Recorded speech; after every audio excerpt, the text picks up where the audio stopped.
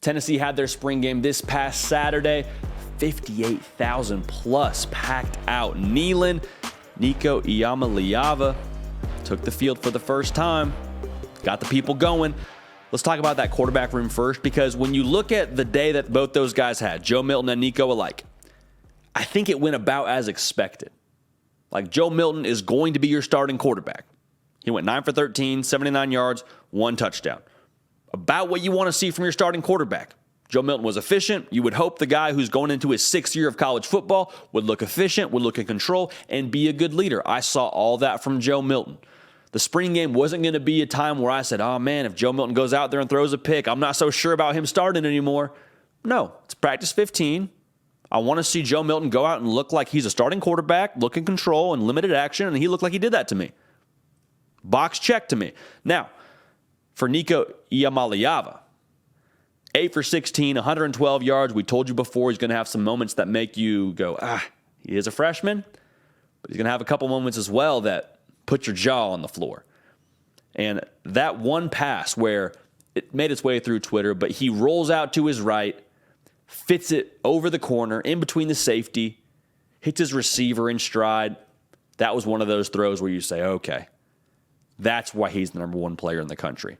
I mean, I bet Charles Power was watching that game and just going, yep, still got it. Never lost it. Yep, that's why Charles Power's the best in the industry. But Nico Iamaleava, he's going to be the dude when the time comes. I want to make sure when we assess this quarterback room, I kind of talked about it in our preview for this spring game, you got to treat this with a certain amount of context. Like, you can't just look at this one spring game and say, hey, Joe Milton, your stat sheet wasn't, you threw for less yards than Nico. I guess you're not a starting quarterback. No. You say, Joe Milton, you balled out in the Orange Bowl MVP. You played a lot of college football. You're experienced. You're a leader. We're going to roll with you. Nico, you've been on campus for a short period of time. Go out there, sling it, make mistakes, and let's roll. Let's get better from this. Like, the spring game is a great chance to compete, but most importantly, the reason why I think spring games need to stay between one team is you're trying to develop and get better. You're not worried about, winning game number 10. You're trying to just win the spring. And that's why I love seeing these guys get out there and sling it around a little bit, about as expected, in my opinion, with what both those guys brought to the table. Now, make sure you're locked in right here. Tennessee Vol fans, y'all have been so good to us, and we appreciate you for that. If you have not yet subscribed and you're a Tennessee Volunteer fan, we're going to talk about your Vols a lot now. I'm telling you, I would be wildly surprised if we don't make our way to Knoxville this fall. I'll just say that. Follow me on Twitter, follow me on Instagram, at JD Piquel, to keep up with when and if that does happen. Another guy who flashed, though, man, freshman, Cam Seldon. He was listed as an athlete when he was coming out of the recruiting services, but he's listed as running back for Tennessee. You saw him in the slot. You saw him catching passes on the screen game. Like, he's a guy that's going to help Tennessee. I don't know how he factors in with the depth chart, because they had a lot of guys not playing in this spring game in terms of, guys that would be pass catchers or would be running the ball for them. So Cam Seldon saw that. Okay, there's a lot of touches to go around here that would have been taken by other guys that aren't playing in this spring game. Okay, might as well make a name for myself right now. I think he put a lot of people on notice in this spring football game. Electric, versatile player. The more things you can do just in general, the more valuable you make yourself in, business, in this profession. If you can do more things, be versatile, you have a better chance of success. And I think Cam Seldon proved, hey, whatever you need me to do, I have a good chance of getting that done for you.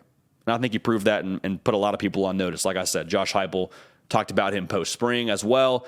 4-star guy out of 2023, really should be in high school. He's not. He's playing in a spring football game.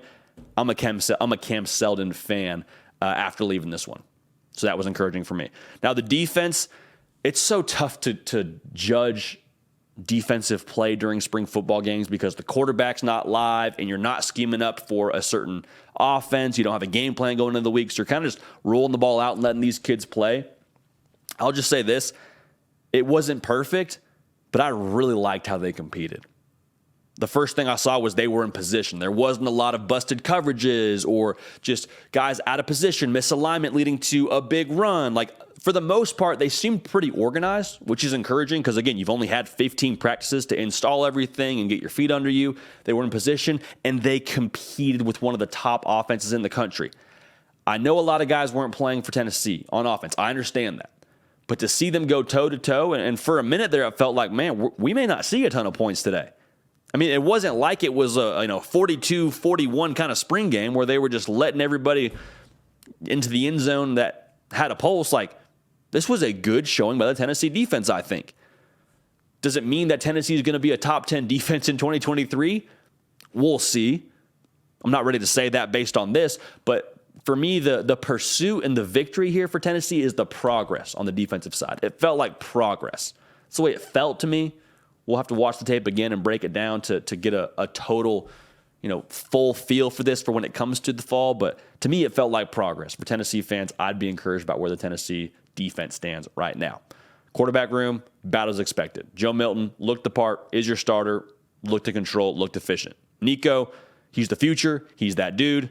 The talent is so obvious. He's going to be fun to watch for a long time in Knoxville. But Joe Milton is your starter in 2023. Cam Seldon, the young buck making a name for himself. He's going to be a guy that gets on the field some way, somehow. He does too many things too well to not be on the field in some way, shape, or form for that offense. The defense is making progress. Lock it in right here. We talk ball here every single day. We appreciate y'all being a part of it. I'm Jody Piquel. This has been The Hard Count. Nick Brake, lifting heavy. We're going to keep the party rolling. And we will see y'all next time. Hey, y'all. Thanks so much for watching. Subscribe to the channel here to make sure you don't miss an episode of The Hard Count. Also, be sure to check out other videos on the On3 YouTube channel.